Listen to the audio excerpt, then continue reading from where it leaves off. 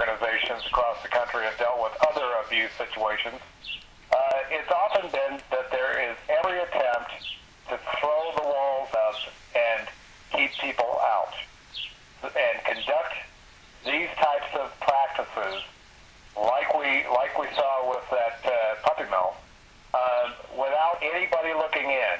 So it creates a kind of a desperate situation in order to bring these situations to light.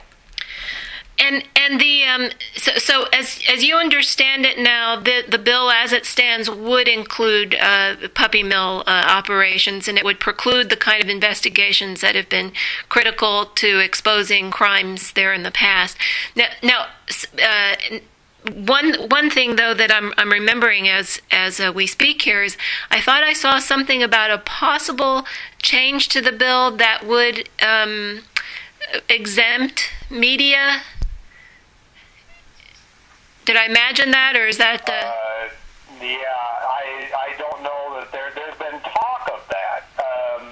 There's been talk of that, but I don't know that that's been offered. I haven't seen that offered. Okay. I don't know. If that's happening, I'm not aware of that. But it would kind of fly in the face of a lot of what the effort is that is coming across here.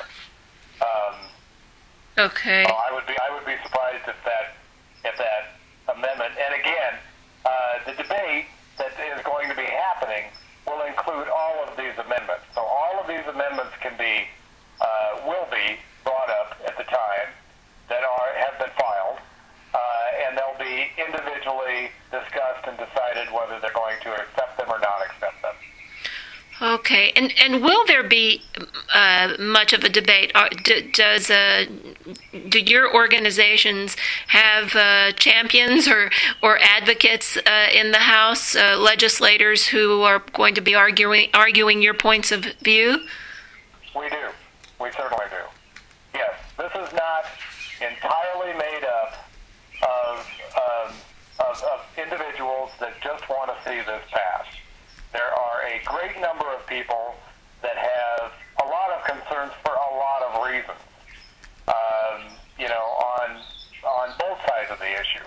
And so this is going to be heavily debated, I anticipate. This is not going to be rubber stamped by any means, and certainly not going to be rubber stamped from the standpoint that there are so many calls going in to the legislature, the Iowa legislature, about this, both from Iowans and outside of Iowa, that lets the legislators know that this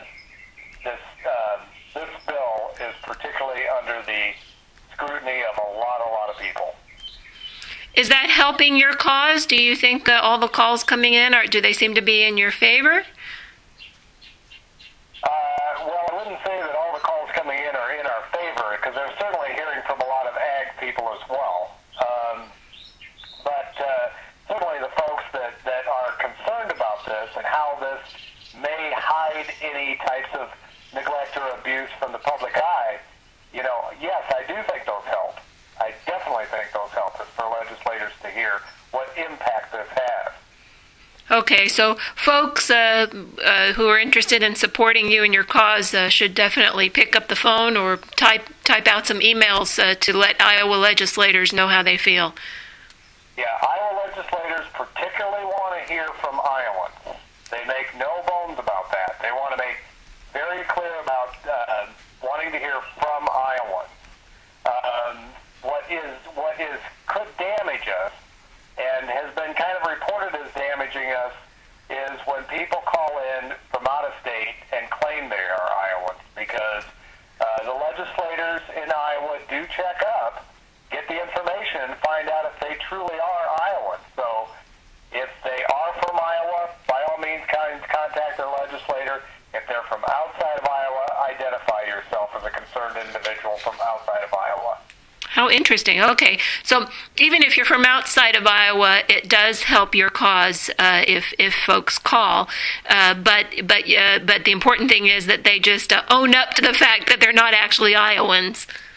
Absolutely, yes.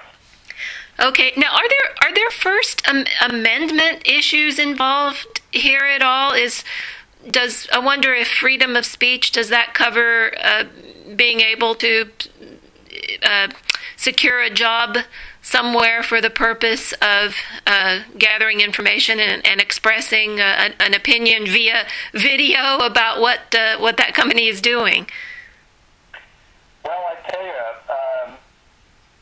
that's one of the very first questions I asked, Katerina, is how this stands up to constitutional law. I am not an attorney. I am not one that can answer that. But if anybody can, I most definitely would encourage them to share that both with me and others, and let us know the answer to that, because that is an answer that I frankly have not been able to get answered. That's a question I've had that I have not been able to receive an answer about. Okay. Getting back to what we were talking about a moment ago, who are your allies or advocates in the Iowa legislature? Who are the folks who are standing up against this bill? Well, certainly Representative Jim Lycum has been a huge help on this situation, and it's quite frankly a lot on his end is all of the very hard work that he and some others did in the House last year about puppy mills. So he is certainly an advocate. We have a senator on the Senate side. We have Senator Matt McCoy that definitely sees this as a big problem and is helping all he possibly can from that standpoint, from where he sits in the Senate as well. Okay, and Representative Sweeney is the chief proponent of the bill, I suppose. Yes. And then, are there other folks allied with her? There are. I don't have them